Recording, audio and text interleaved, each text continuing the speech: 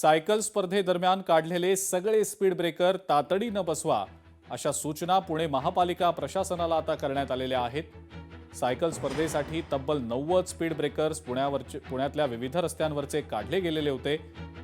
मात्र speed breakers काढल्यानं अपघात होण्याची शक्यता वाढलेली होती। पुण्यातील नवी पेठ परिसरातनं या सगळ्या संदर्भातला आढावा घेतलाय आमचे प्रतिनिधी अमोल धर्माधिकारी यांनी।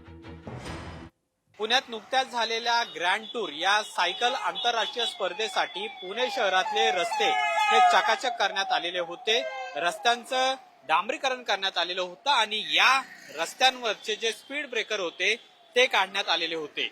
यामुळं पुणे शहरामध्ये अनेक ठिकाणी सध्या अपघात होत आहेत, कारण की वाहनांचा वेग हा स्पीड ब्रेकर नसल्यामुळे वाढलेला आहे। पाषाण भागात काल एक अपघात झालेला आहे, ज्याच्यामध्ये एका महिलेला भरधाव कारनं उडवलेला आहे। जर त्या ठिकाणी स्पीड ब्रेकर असता तर कदाचित हा अपघात झाला नसता। मात्र याच पुणे ग्रँड टूर सायकल स्पर्धेसाठी पुणे शहरातले 75 किलोमीटर अंतरावरचे जवळपास 90 ते 92 अशा पद्धतीचे जे स्पीड ब्रेकर होते ते महानगरपालिकेने काढून टाकलेले होते आणि हा रस्ता हा एक सारखा असावा, कुठेही खड्डा नसावा, चढ उतार नसावा आणि सायकल पट्टू जे होते, जे स्पर्धेमध्ये सहभागी झालेले होते, त्यांना कुठलाही त्रास होऊ नये यासाठी हे सगळं करण्यात आलेलं होतं। आता ग्रँड टूर स्पर्धा ही संपलेली आहे आणि त्यामुळे महानगरपालिकेने आता हे पुन्हा स्पीड ब्रेकर बसवावे अशी मागणी केली जात आहे।